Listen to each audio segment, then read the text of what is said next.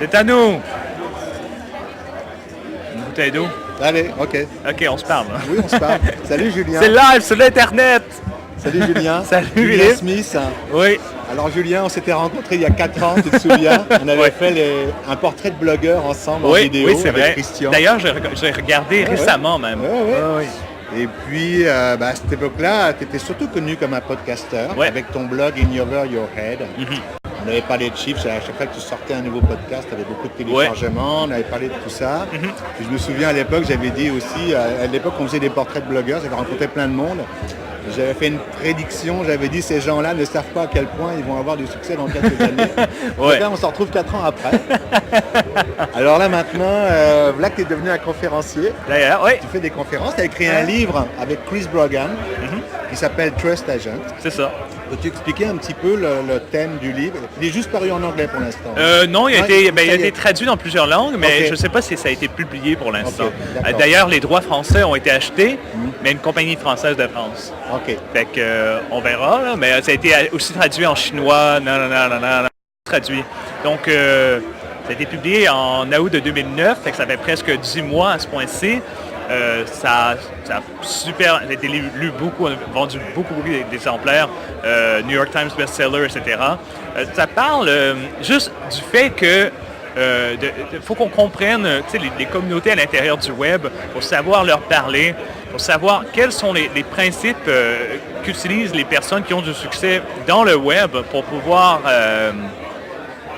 essayer de répliquer ou de créer quelque chose pour nous-mêmes. Si on ne connaît pas le web aussi bien qu'eux, quels sont les principes qu'ils utilisent pour pouvoir avoir un certain succès? Moi, la comparaison que je fais des fois, c'est 7 Habits of Highly Effective People, mais for the Internet. Et ça veut dire que faut savoir c'est quoi les habitudes qu'ont ces personnes-là pour pouvoir faire la même chose ou avoir au moins les mêmes idées ou le même state of mind qu'eux. OK.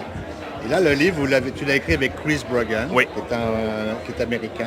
Oui, un Américain de Boston, oui. De Boston. Et vous êtes connu comment dans les médias sociaux? On se connaît très bien. Non. On s'est rencontrés à travers le premier PodCamp. Ah, OK, d'accord. Il y a beaucoup de personnes qui sont venues. C'était à Boston, d'ailleurs. Donc, il y avait plusieurs personnes de Boston qui ont organisé ça. On s'est rencontrés dans le couloir. Dans le temps, c'était avant qu'il ait même travaillé avec Jeff Pulver. Oui. Donc, d'ailleurs, Jeff Pulver est ici, oui. Okay. À quelle heure il présente, est-ce que tu le sais? Je pense que c'est à 15h30, ah, ben, 16h. Oh oui. Fait que Jeff Pulver, super, un ami que je connais depuis longtemps, aussi. Il était là au premier PodCamp. On le connaissait pas trop, mais il a été impressionné par Chris et il a fait sa première job un peu dans la média sociale. Okay. Et nous, on s'est connus avant ça. Donc, on a travaillé sur des projets web, des e-books, on a travaillé on a eu beaucoup de conférences tout à travers les États-Unis. On a fait un manifeste une fois, je me souviens, sur la transparence dans le exactement, marketing. Oui, c'est exactement ça. Que je te suis, là, quand même. Oui, non, c'est clair. je te vois des fois dans la fenêtre chez nous. Ah, Philippe, tu sais, rentre prendre une bière au moins. Fait que... oui, c'est ça. Fait qu'on a fait beaucoup de projets ensemble et à un moment donné, il y a eu un certain intérêt d'éditeurs américains à New York.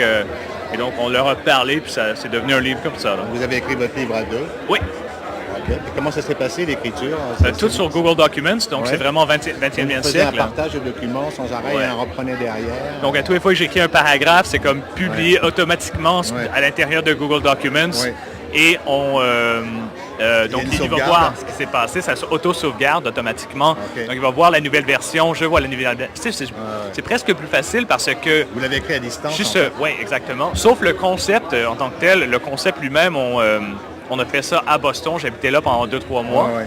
Puis, mais l'idée, c'est que si j'écris comme 1000-2000 mots, ensuite, toi, tu vas voir ça va peut-être donner des idées. Ensuite, tu vas pouvoir... en parler plus ou avoir d'autres idées par rapport à ça. Donc, ça facilite un peu ce qui va se passer lorsqu'on écrit le texte. OK. Et au niveau de ta conférence aujourd'hui, donc c'était sur le capital social. Oui.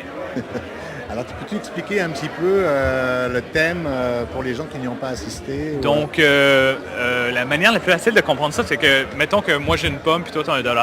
Oui. Si tu vois tu as une pomme, moi je veux $1, on peut faire un échange. Mais à la fin, il y a toujours une pomme puis il y a $1. Il n'y a rien d'autre. Okay. Tandis que le capital social, lorsque ça se répand, ça se multiplie. Donc, si je te dis une joke, ou bien si je te parle de toi, ensuite, moi, ça m'enlève rien de faire ça. Même que ça m'ajoute quelque chose à moi et ça m'ajoute quelque chose à toi. Donc, le plus qu'on en fait, le plus que ça va devenir quelque chose d'important dans notre vie.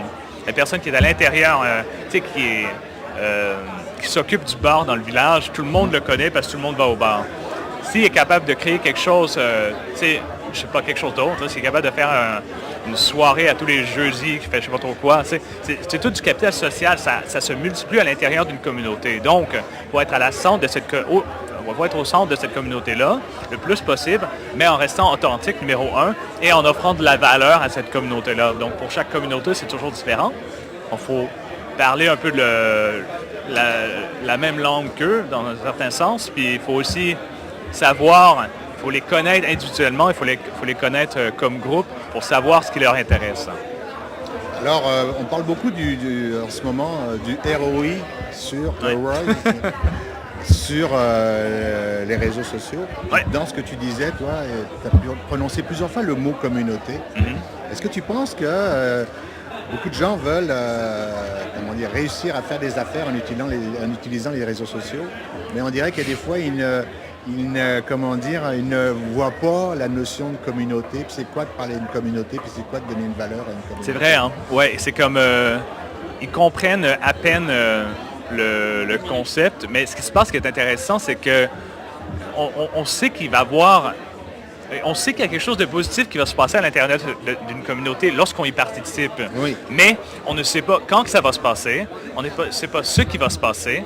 Donc, on peut pas le savoir d'avance. Donc, le ROI, le ROI, Return on Investment, sur ça, c'est très difficile à prédire. Mais malgré le fait qu'on ne sait pas quand est-ce que ça va se passer, etc., on sait que très souvent que non, il y a quelque chose qui se passe de positif. Si une communauté participe, si un individu participe. Donc, nous, au début du podcasting, au début du web social, on ne savait pas qu'il y avait quelque chose. Qu'est-ce qu'elle allait...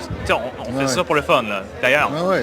C'est ça. Mais on voit qu'il y a des avantages aussitôt qu'on commence à y participer et offrir de la valeur, des choses qui sont intéressantes. Et le monde, j'ai l'impression qu'il y a de la difficulté à croire ça, malgré le fait que pour nous, c'est évident. Donc, il faut trouver une manière très clair de pouvoir d'exprimer ça aux gens à l'extérieur d'une communauté qui veulent participer dans le web pour qu'ils comprennent ce qu'ils sont en train de manquer. Parce qu'en ce moment, il y a beaucoup de consultants ou de conférences même qui disent comment avoir un retour sur investissement. Oui. Et tant mieux pour eux. Alors, donc voilà, on termine. Mais on est live, on peut continuer comme on veut. Oui, mais on va closer la section. Okay. Oui. Et puis, il y a beaucoup de gens qui font des conférences ou qui publient des documents là-dessus. Comment faire un retour sur... Mais tant mieux pour eux, man. Moi, ça me dérange pas, mais